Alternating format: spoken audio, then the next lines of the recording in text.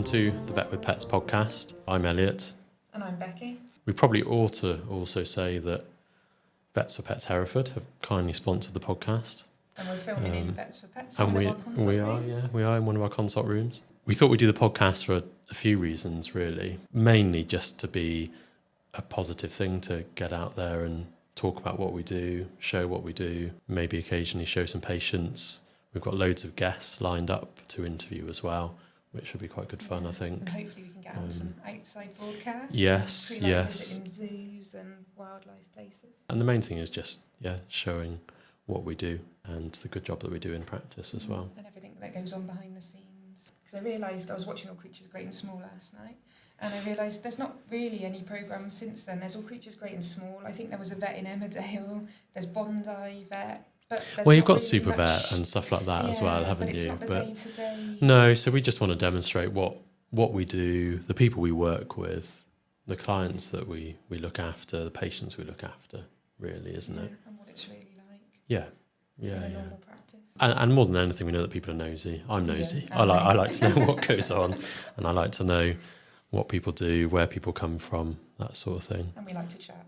Yes, and that too. So I'm planning on being off-piste. Becky's got a list of stuff to go through. I like to work off a list. So Becky will keep us on track, hopefully.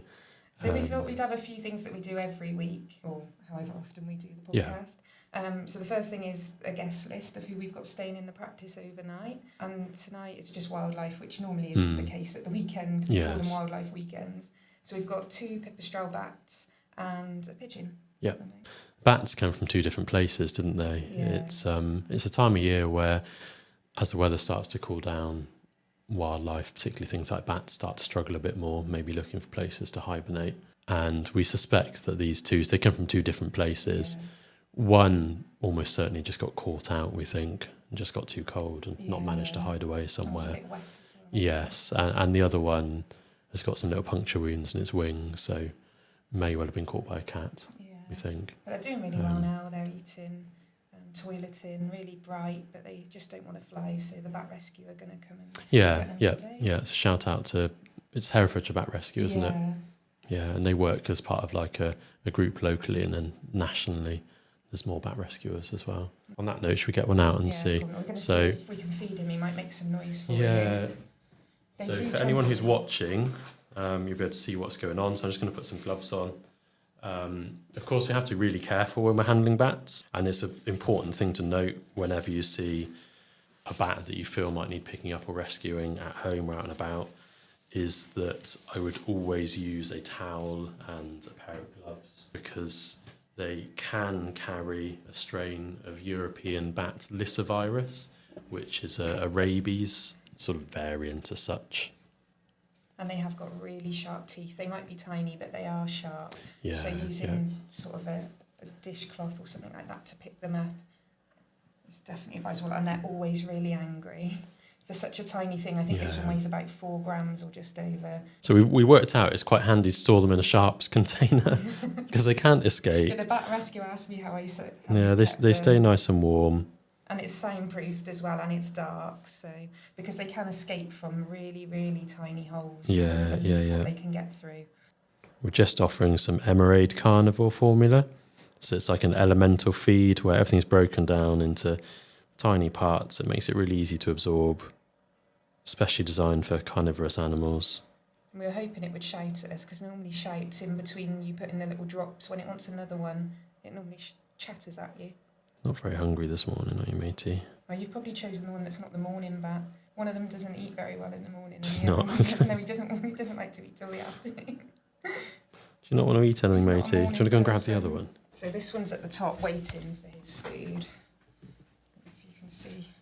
So I think he might be. Do you think he's going to be more up for breakfast? Yeah, he normally is.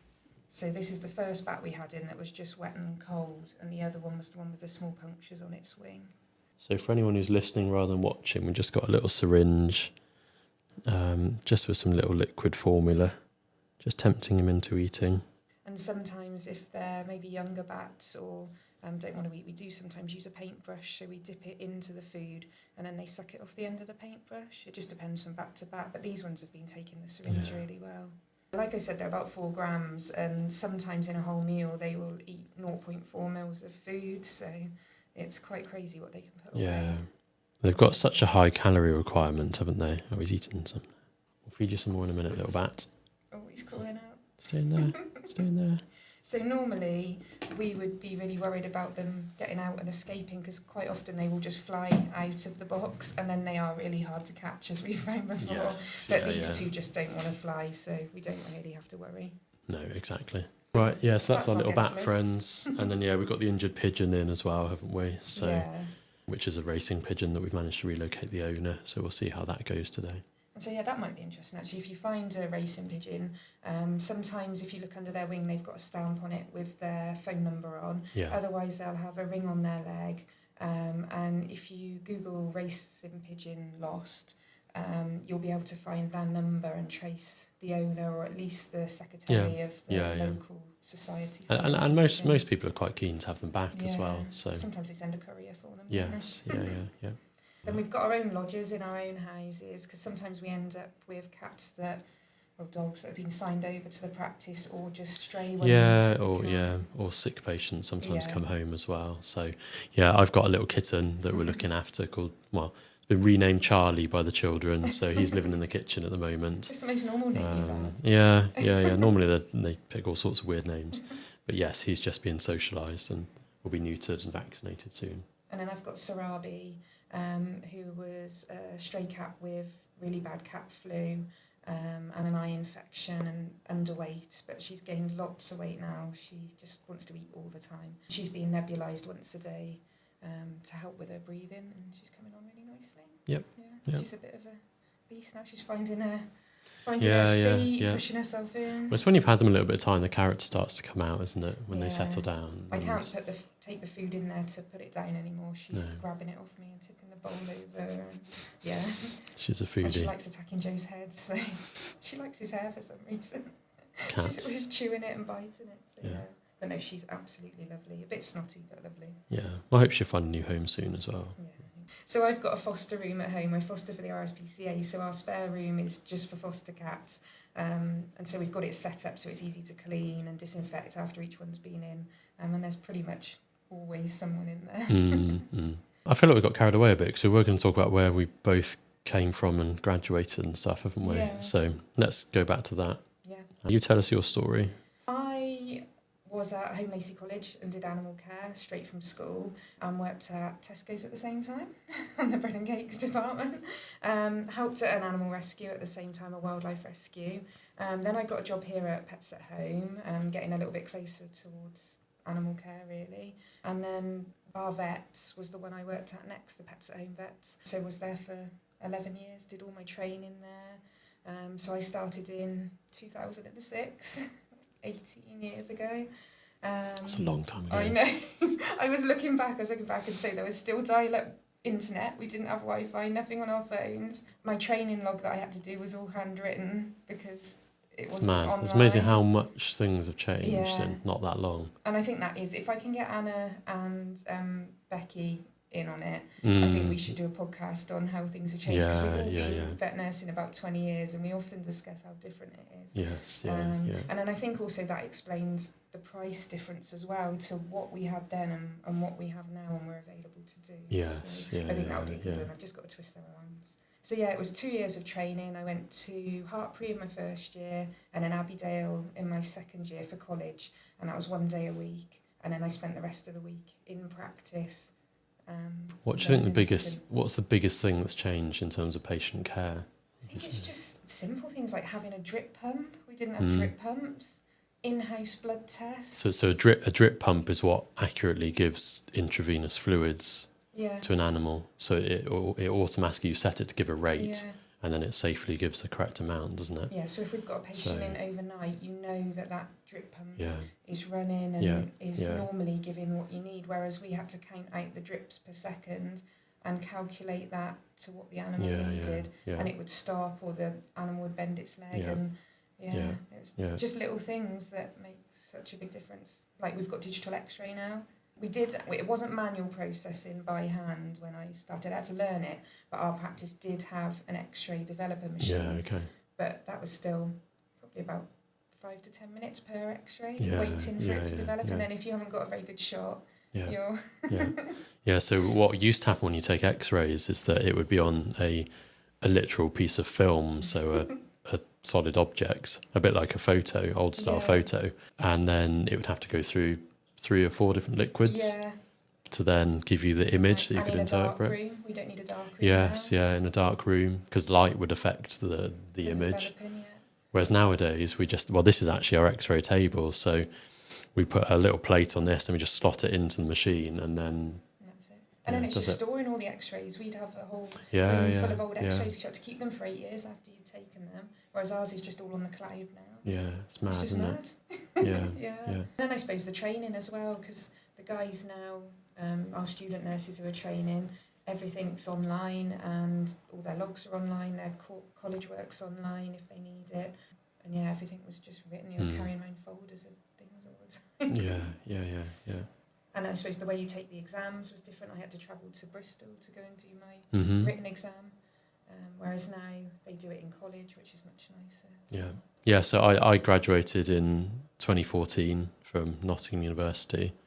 So before that, I grew up locally to Hereford on a parents' farm. I didn't want to be a vet when I was younger, actually. I say this to everyone, didn't want to be a vet. I was squeamish, didn't like it. Wanted to work with animals, but actively did not want to be a vet.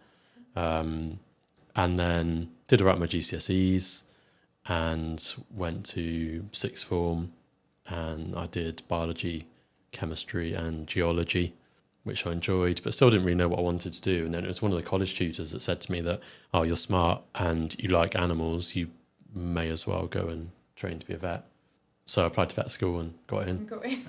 And it's not that easy. I was lucky. I like to think I wrote a good personal statement as well. Or maybe print that off and read it out sometime. Oh yeah, that would be good. It is pretty funny. So I got into vet school, 5-year course. University wasn't really for me. Everyone says, oh, it's the best year of your life and stuff. It wasn't for me. I did it. And there are elements of it that I enjoyed. But the further I got through it, the more I was looking forward to just starting work properly and then getting out and doing it. It's the same with college. Last year I suffered really bad anxiety at college, and luckily they let me do quite a lot of my work from home the last few months. Otherwise I wouldn't have been able to qualify. But I liked the vet nursing side of it. I just didn't like going to college. Yeah.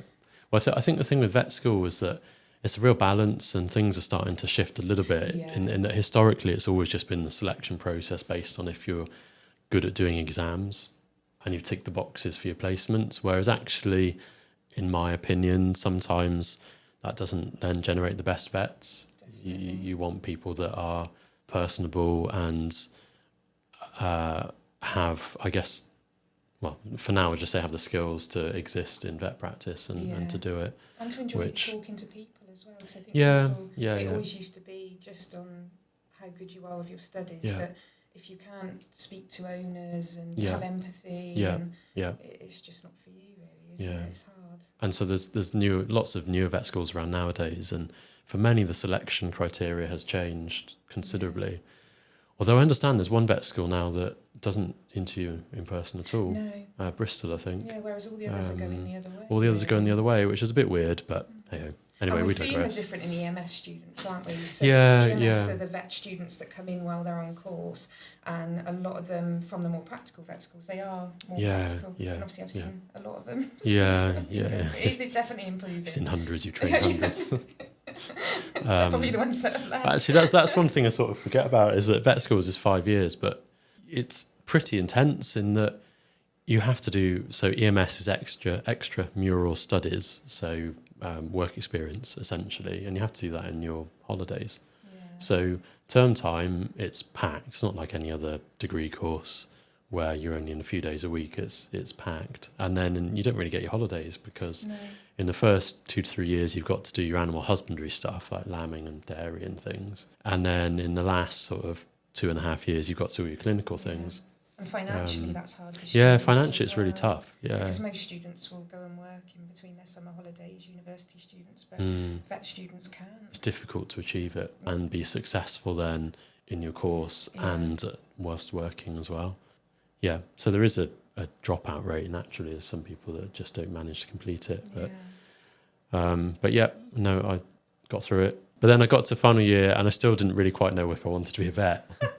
Well, at the time I sent out loads of applications. When I graduated, there wasn't many veterinary jobs around. So I probably sent out like maybe 18 to 20 applications, CVs to different practices, and heard back from very few. And eventually I ended up lining up a job opportunity with the PDSA, so the People's Dispensary for Sick Animals, big national charity, on their grad programme. But also I had a job lined up as a secondary school teacher on the Teach First programme, where you learn on the job and do your PGCE, you have qualification on the job. And the only reason I went veterinary was because Teach First couldn't tell me where in the country I would be. So you had all your animals and everything. And I had all my animals, and Emily, then girlfriend, now wife, at the time had a pretty good job, Leicester, so we knew we wanted to be somewhere near there. So decided that Sheffield was near enough to Leicester. And so we lived halfway in between, and we both commuted for a year. So I joined the PDSA graduate programme. And that was great. I loved doing the charity work. It was interesting. It was very much being thrown in at the deep end, which for me is fine. And you've got a lot of hands-on experience. Loads of hands-on experience, loads of surgical experience, loads of experience dealing with all sorts of different people in all sorts of different situations, welfare stuff as well. So yeah, so I did that for just shy of 12 months. And then we wanted to move back nearer home to Herefordshire. And so started working at a private practice, an independent practice in Hereford. And then things just didn't quite pan out as I hoped they would. Was looking for other opportunities and spoke to a friend who'd opened a Vets for Pets practice. And one thing led to another, and here we are. Typical Herefordshire. I'd worked with a vet that you knew who had opened a practice, and you'd worked for her, and she said nice to work with. Yeah. We were similar, really, with why we weren't happy where we were, really. I think it comes a stage, certainly for me at least, where it's looking at opportunity. I just thought, there's an opportunity here. I'd regret it if we didn't see the opportunity through. And you were only 2.5 years qualified. Yeah, I was only 2.5 years qualified at the time. Which when I met you, I was like, is he going to actually know what he's doing? I didn't know what I was doing. You did. No, I didn't. More than I thought you would. So, yeah, and I've been at the same practice for 11 years, and that's always hard to make that jump. Yeah, it's a big shift. But I just needed the confidence to do it. And then one of the things I put on here was like, what's our best times over the last 7 years? And I think one of the first things was that first 3 months I kept waiting for things to shift here, because all of us were new and we were all like on our best behaviour, being nice to each other, and nothing changed. It was just how it was going to be. It was just such a nice. Well, I think for me the one thing that I always try and maintain is the best culture we can do. Yeah. And it's so hard, I think, from a business management point of view. I think creating a culture isn't too difficult. No. So I think at the start, creating the right culture, there's not many people. No. But then we're at, I think, 21 employees now. Yeah, and we were at 7, I think, when we started. Yes, yeah. Yeah, we were at 7, yeah. So it's tripled in size, essentially. Yeah. Gradually, which has also been semi-intentional as well. Yeah. So, but yeah, I think the hardest thing is keeping the culture how we want it, and that, as business management goes, is difficult. Yeah. Especially when there's been a shortage of vets and nurses. It's making that decision of not to just take anyone because we're short. It's getting the right people to keep the culture that we've got as well. I think for me, it comes down to prioritising as well, because you either prioritise growth and financial gain at all costs, which doesn't really align with sort of prioritising culture. And that's how we've managed. Well, we've got, like I said, there's me and 2 other nurses that have been qualified nearly 20 years. The others have got really good experience, and then we've got some really good student nurses coming through, and ones that we've trained who are hopefully happy as well. Yeah. And just blow our own trumpet a little bit, all 3 of you have said that you would have probably left veterinary at some point. And that's, I at that end of the 11 years, I was very close, and I had applied to other jobs, and it mainly was a culture thing of, it wasn't standard of care or the nursing team. It was just not for me, and it is finding the right practice where you fit in. And some people might fit in a certain practice really well, and others won't, and it's finding the right one. But I'd say that's the same, like wherever you're working, though, really, isn't it? Yeah, that is just working life. Yeah. In many respects. But I think it becomes more important in somewhere so fast paced as like a vet's, because we spend so much time with each other, call outs and under stressful situations. It's nice when we're all on the same wavelength, really. Yeah, well, I think like vet practice for me, you have to work as a close-knit team because things can be quite challenging. Yeah. Things can be difficult in different ways. So you'll have like just busy days where there's just a lot of stuff that comes in, but it's all manageable and it's just busy. Yeah. But then also you'll have days like when we lose a patient or have to do CPR and that sort of thing. Yeah. Or you'll have days where we have complaints, or touching wood, as I say, I hope it doesn't happen too often, but sometimes things go wrong as well. So I think when you're then all working on top of each other all the time, you have to make sure that you're getting certain basic things right. Yeah, and I think most of us have used like our past experience to say what we don't want, what we do want, and we're quite open here about chatting about. Yeah, but it's being open to new ideas, isn't it, as well, and research and CPD, doing certificates and stuff. Which CPD is quite an important thing. So vets have to do 35 hours every year, and nurses have to do 15 hours every year to stay on the register. And if we don't do it, then we get chased by the RCVS. Yeah, and we could be taken off the register. Yes, but it's not really an issue because we're all we all enjoy learning, and also I enjoy making everyone learn as well.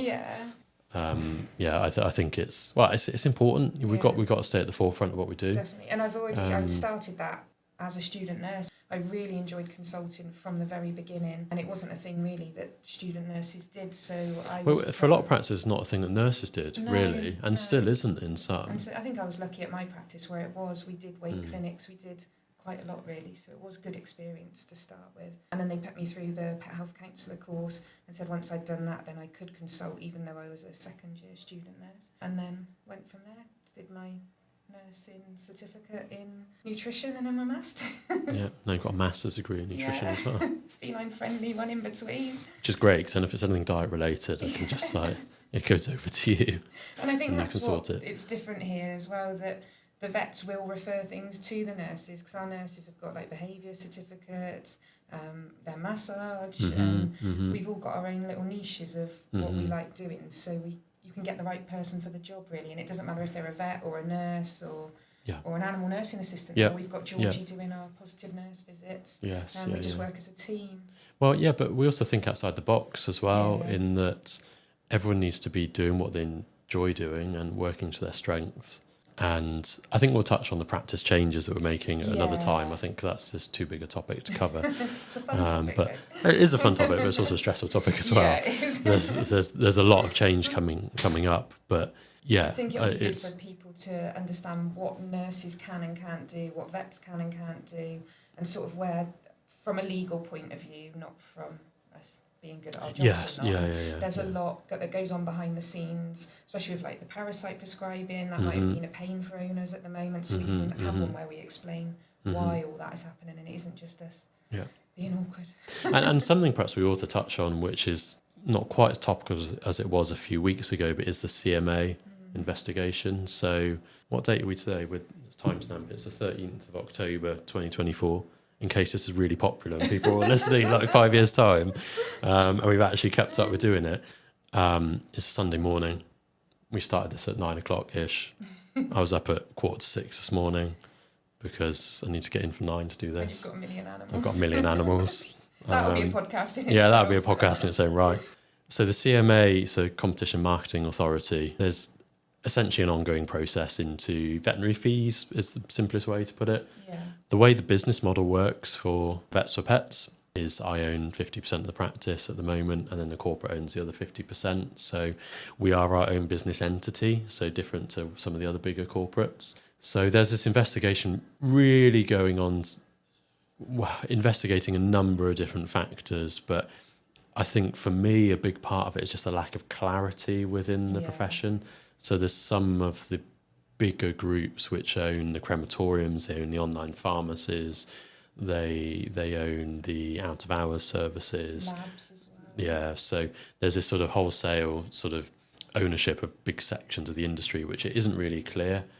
Whereas for us, like, we are our own business entity. Yeah. We decide what we do, we decide what we charge for it, that sort of thing. So bearing that in mind, I think what was my original point? I think my original point was coming back around to value for money, really, Yeah. with clients. Yeah. So yeah, it was just this helps us to be more open as well, explain how we're dealing with anything that comes out of the CMA as well, and just give you a more behind the scenes look, because it isn't just an animal coming into the consult room and us treating it. There's a lot going on behind the scenes of which products we choose, how we try and keep prices fair, using our complete care plan to give you value for money, how we use our nurses. It's huge of what's going on behind the scenes to try and make your experience coming in as nice as it can be, as less stressful it can be, value for money. Ultimately, I think something that a lot of people don't realise is that not everything is equal either. Yeah. In that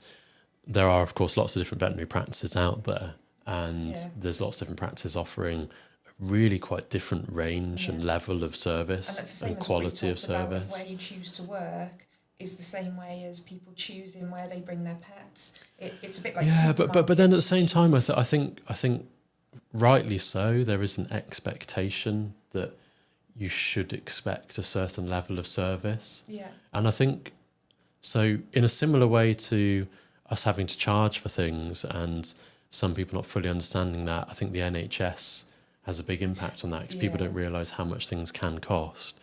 But I think also people don't realise that actually the healthcare for humans is really standardised in this country, and sort of therefore expect that vets are the same, and it's just not.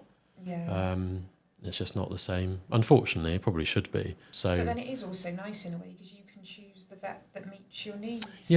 True. And true. so we've decided what we want to provide and what our level of service is and how our team provide that, and then hopefully our clients then match up with that. But part of this is just letting everyone know what we're about and what we believe in. Well, it's about trust as well, isn't it? I think every relationship needs trust. Definitely when you're leaving your animal with someone. Yeah, exactly. And that's one of the things, one of our main things is that if one of our pets was to come in, they will get the same level of care and nothing will be changed as to someone else's pet coming in. It's it doesn't even have to be one of our pets. Like, even if it's a pigeon that someone's picked up in Hightown, it still gets the same level of care. Yeah. If I can fix it and it will return to flying. Yes. We'll talk about wildlife in more detail another day, but I mean, it doesn't matter what it is, it gets the level of care. Yeah, that's it. Because otherwise if you start picking and choosing, and it becomes stressful for us then, having to make those decisions. We know the whole team knows what's expected and what level and how everything works. It just makes it so much less stressful, because that might be another thing we touch on one week, is decision fatigue and through the day, making lots of different it can take a toll on vets and nurses, and you might have seen like the suicide rate is quite high, or very high for vets especially, and so that's something that goes on in the background as well, as deciding how to reduce that toll on people, isn't it? And one of those things is having set standards that we work to, so we know what's exactly. expected. If you know where you stand, as well, then what they're getting. Or at least owners know what they are entitled to be offered. Yes. In that we offer everything that we're aware of that is an option for that animal, and then we can together with the owner make a decision. And that's why we have 30-minute appointments as well, which we aim for at least. No, longer than that. Longer than that now. Yeah. And it definitely makes a difference. Well, it gives you time. So it gives us time to spend with the patient, time to do the testing we need to do, time to spend with the owner as well. I think that is like going back to where we were talking to start with about how we've trained, all our experience. It's just sort of led up to this, really, isn't it? Of this is how we want to do things, and taking that leap of making decisions that other vets perhaps don't, or it's unknown territory, really, isn't it? But it's working for us. I'm a bit of a make it up as I go along sort of person, but I think realistically, it's having it all comes back around to a trusting relationship with patient and client, because there are certain practices, or there's certain people that I'm certainly aware of that are fearful to do things because it's where the sort of imposter syndrome comes in a little bit, where they feel like there could be someone else out there that could do it better. Yeah. So, for example, there's referral level veterinary hospitals where they have specialists that do a fantastic job and they're great. Yeah.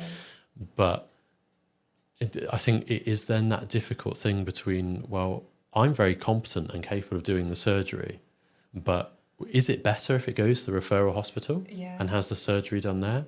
But then the patient's going to have to wait a month because they're really busy. They're going to have to travel, and they don't have that same trusting relationship with the referral hospital that hopefully they would have with us. And we do a lot of exotic work as well, so we do a lot of reptiles and birds and that sort of thing. And for me, a big part of that is I'm very happy that I'm competent as a surgeon and I can do a good job. And there's no reason why I can't do a good job, whether it be a rabbit or a dog or a tiny little hamster. Yeah, or 4 gram bat. Or a 4 gram bat, exactly.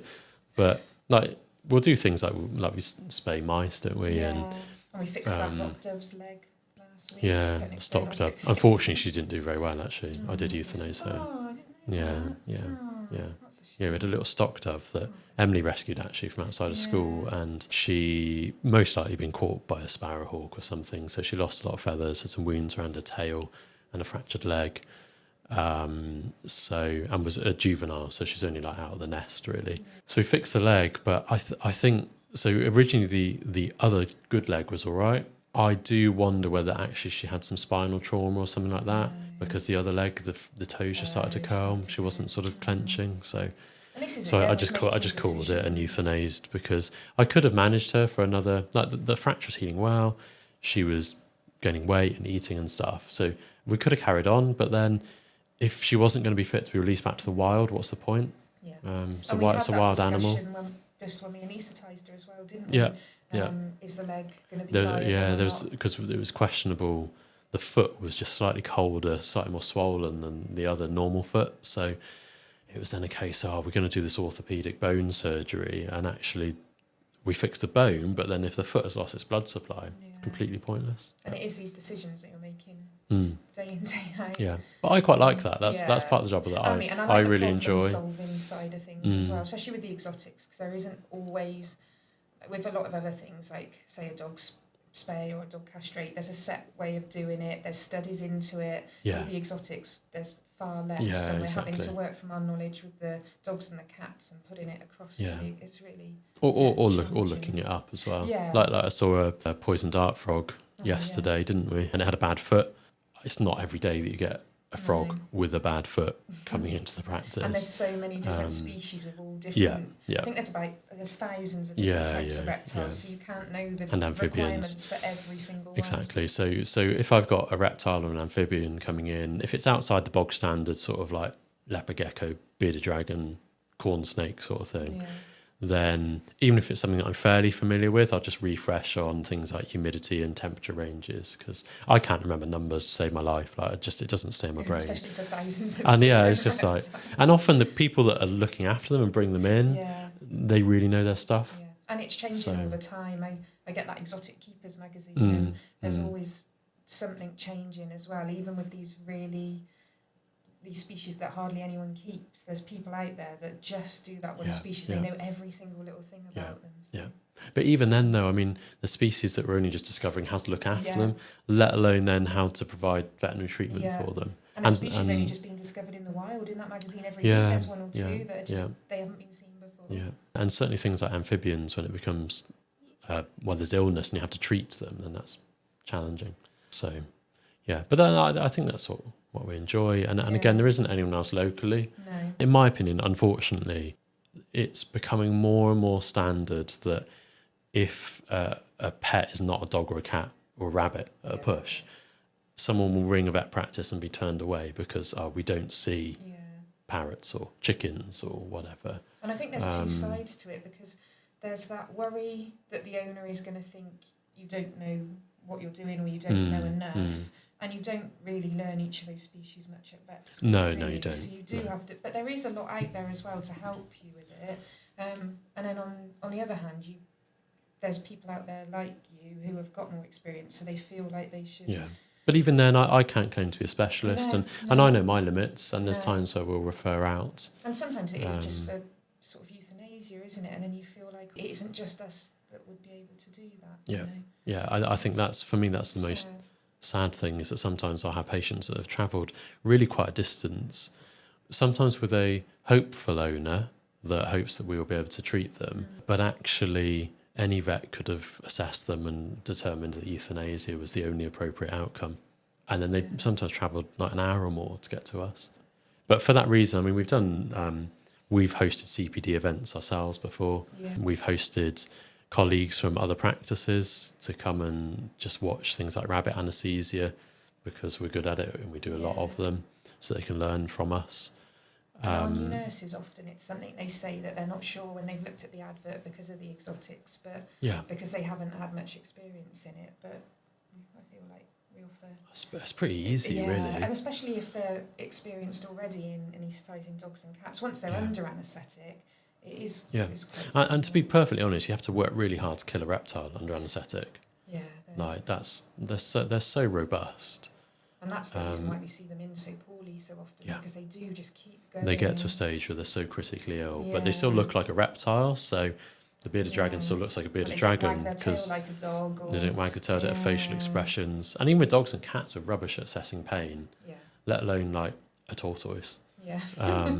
So often we see them in very advanced stages of illness, and the same with the birds as well. But I enjoy seeing them. And it was one of the things that made me want to come here, because you said you wanted to do the exotics, because from a student nurse, we'd had a visiting ophthalmologist who came to my previous practice, who also did exotics. So he'd come once a month, and I'd always be the one jumping at the chance to work with him. So I learned all the basic bits there and wanted to do more, but there was only so many patients, whereas we see a lot more. So it definitely was one of the things that pushed me to come here. And it's just nice seeing all the different, especially, I think we get owners as well, especially with the like mice, rats, hamsters, that maybe a lot of the public and other vets might think, oh, it's only a rat. Oh, that's some of my favourite patients to treat, though. Yeah. Yeah, I love treating small furries. And especially when we can offer them the same care that a dog or a cat would be offered. And, and even in a euthanasia scenario, that pet means so much to that person. It doesn't matter what it is. I mean, my husband's the same with the chickens. Like, the chickens are the same as the cats to him, but to other people, their chickens might just be just for food, you know? Yeah. Well, one of my things is, like I said, euthanasia. So for a lot of small mammals, we'll give an anaesthetic gas before euthanasia, which is standard.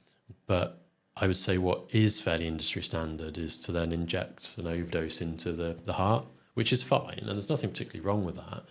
But for me, I give it intravenously. So I'll go in like rats and guinea pigs for sure. Even some of the larger hamsters, I'll go into the saphenous vein on the back leg. The animal's anaesthetised anyway, so to be fair, the animal has no idea what's going on. But for me, it's just like, that's part of looking after them at the very end. And also then, if we're practicing that every time we euthanize an animal like that, when you have one that's sick and you need to get a cannula in to give it medication, then because you've been practicing, for me, for 10 years, getting a vein on that patient, it means that when you've got the sick one, you can do it. Yeah, and it's the same with the wildlife, isn't it? If we're x-raying, popping an IV in at the same time, say we've got a pigeon or something bigger than a pigeon, the birds, we can put an IV in. Or certainly again with euthanasia as well, rather than just injecting into the bird, which again is unfortunately quite standard, giving it into a vein. Yeah, and it's just practice. It's quick and it's easy when you practiced it. And most of the nurses are, and then also when we get a tiny kitten in or a tiny puppy, it's the same size vein as it would have been on that bird, and it doesn't seem like such a challenge, really. No, it becomes much more normalised. Every day, Yeah. And we do see all sorts of weird stuff, so don't we? So. Yeah, it's nice. It keeps it interesting as well. That's the one thing with working in the vets that I find. You're never bored. There's always something to learn. There's always something new. Something will come in. And even from like the management side of things, that's always, we're both on like leadership courses, and there's always new things coming along that we should be doing. Practicing. In our opinions, in that. Well, the business is all about change. It should always be changing. There should always be something which is developing, so you're keeping up with, keeping ahead of competition, maybe. And that's it, hopefully something we can chat about, because we've got the patient side of things, but then we've also got the team that we need to look after, and then ourselves as well. Yeah. I think we'll do another podcast on business and colleagues, I think. Yeah. I think that would be good, just how things actually function. Yeah. So what's in the future for the podcast? What we're wanting to do is similar, just chats like this, to talk through what's going on in vet practice, essentially. Yeah. We want to do some getting out and about. So if anyone wants to nominate anyone who works in a wildlife park or something like that, then we're well up for that. And we just want to go and explore other animal industries and what people do. We've got an orthopaedic surgeon. Yeah, so we've got Matt. Matt's going to come and talk to us, who's an ortho-surgeon, does a lot of work for us at the practice. I think I'll try and get one of the local nursing colleges maybe to speak, and then if I can rope our student nurses in, they'll be able to tell you a bit more about what student nurse training's like now, because we've got people on the diploma course who are paid to work through the week and go 1 day a week to college, and we've got a university student who comes to us on placement, so you'll be able to see both sides of that. Yeah. We can compare it to when I did it years ago as well. And we've got a few local charities that we work with relatively closely as well. So if you think you match that description, watch out, because you'll probably have an invite to the podcast soon. And also want to do some vet students and stuff as well, just to get like a topical, up-to-date version of what it's like being at vet school. Because I still think you talk about it as if it wasn't that long ago, but like for me it was.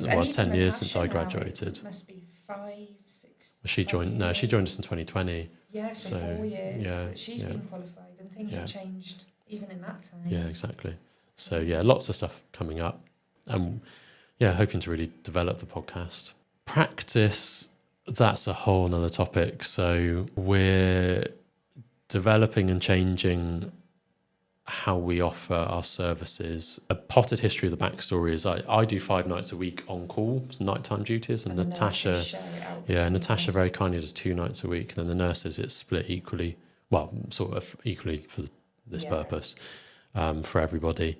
That's working fine, but the practice is at a stage where on average our patients are going to be 7.5 years of age or less, because that's the age of the practice, and as things go forwards, our patients are going to age. We're going to have more nighttime work, unfortunately, as they get ill.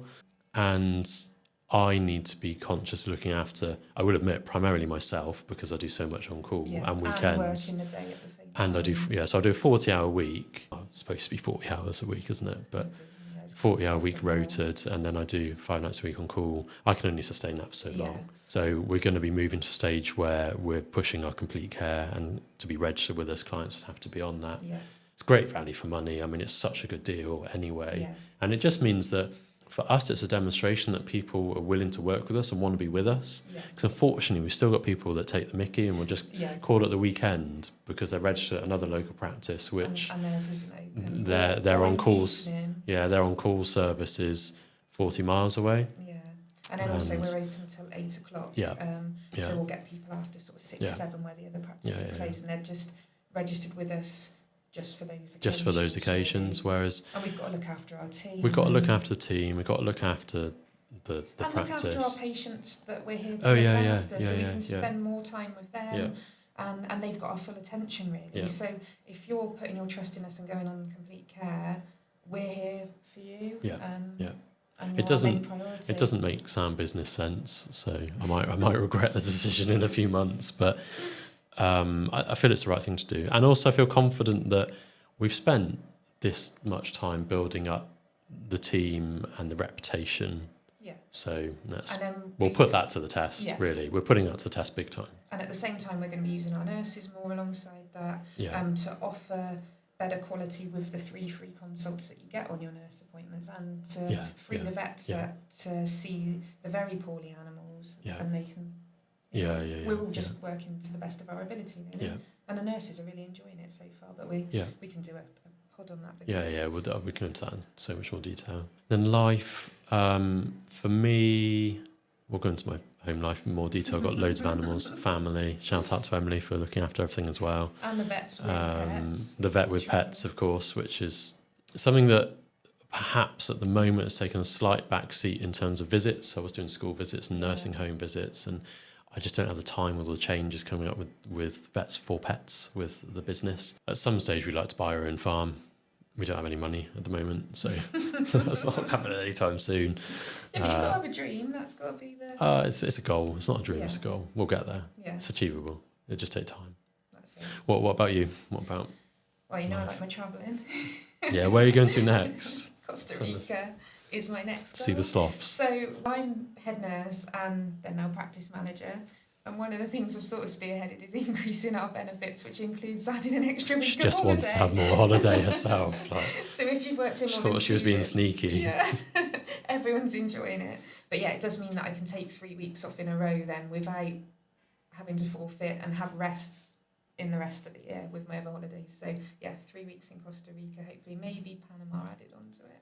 But yeah, I love going on wildlife holidays. That's the main thing really, and just balancing out, work-life balance again, I suppose. Because with the changes, it has just taken a lot of work, hasn't it, to plan everything out.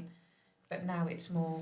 Yeah, although into the rest of the team's it's hands. interesting, and I think I suggest that work-life balance is a slightly outdated term, and I think in this current future that we live in, I think it's more looking at your just life balance. Yes, definitely. Because I think for all of us, and I think the evidence shows that increasingly younger members of our team, as in not just our team, but younger members of the workforce in general in the country, it's not necessarily seen as a work-life balance. No. In that it's work is part of your life, isn't it? Yeah. And it's just working out actually what works individually. Yeah. And for me, it's having Like enough time and energy. for a lot of people, look at what I do and God, just think that, like, where is the balance? especially the on-call. I just... Yeah. But then you don't mind the on-call as much. No, I don't mind the on-call. Whereas that's not for me. And obviously I have a vested interest in the practice, but I enjoy my work, and I'm very lucky that I'm able to do that. I wouldn't so much say it's that thing of, if you enjoy your work, you never work a day again in your life, because it's not that. But I find a lot of fulfilment in what I do. Yeah, and me the same. But it's just nice to have enough energy and mental capacity left at the end of the day to go and do something else, like when you get home, or you know. Or but again, enjoy your days everyone's off, and that's different it. in that respect, aren't that's they? it. So Yeah. it give for us, looking after well-being with the team is allowing people the space to have time away from the practice.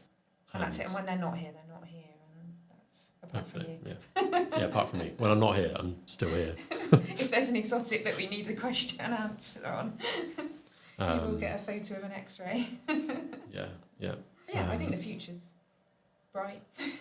Yeah, well, I think the present's bright as well. It's exciting, Yeah.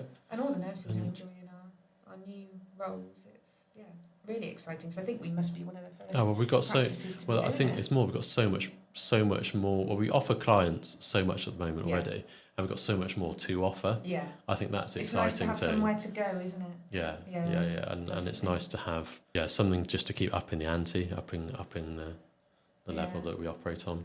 That probably is where we do push ourselves a lot to Yeah. be better, isn't it? Yeah, exactly. So we want to know what you want to know. What do you want to know about us? What do you want to know about the practice? Yeah. About working in a vet? Yeah. 'Cause we really want to aim this at owners. Yeah. Also other veterinary professionals, just to see. Well, I what just we want it to be just a nice chat as well. Just Yeah. learning a bit about what happens, a bit about life. Yeah. This is your opportunity to be nosy as well. Just Like, ask us a question. Yeah. For anyone who knows me, I'm quite happy to answer any question. Yeah, and me. We're happy to be open. So ask us a question. We want to hear from people. And if you've got ideas of anyone that would like to come and have a Yes, chat with us. Nominate people to come on the podcast Anything as well. animal related, environment related, wildlife related. Yeah. Favourite patients then? What's your favourite patient this week? So my favourite patient, I've had Bertie this week, who's a Labrador who has struggled with his weight and is actually like medically obese, but his owners have been doing so well, and this week he'd lost 2.7 kilos, and I was so proud of him. And you can see him on our Vets for Pets TikTok having a little bum scratch because he was so happy. Bless him. And then also, I'd have to have two this week. I've had Alfie as well, who's a little cavvy. He's a senior-old gent, and he's been struggling with joint issues and arthritis, but has been having a monthly injection for those. And he's doing so well, and I had to do his anal glands, the poor lad, but he was such a good boy. And he's just lovely. I love seeing him. Who's yours? Oh dear, put me on the spot. I like having the bats in, actually. Yeah, and me. I like having slightly interesting things in like that. it just adds a little bit of variety. Thank you to Vets for Pets for sponsoring the podcast, and thank you all for listening to us waffle on. Yeah, and if you want to find out a bit more in the meantime, you can find The Vet with Pets on socials, so on Facebook, Instagram and TikTok. When I'm more organised, we'll get the email address so we can read that off as well. I have got a website domain sorted, but I just need to get that organised too. So, yep, thank you for listening. Send us your questions. Yeah, send us some questions. Oh yeah, shout out to Alice as well. So Alice is going to be editing all this and making it make sense. Thank you, Alice. Thank you. Good luck. Thank you for listening. I'm Becky.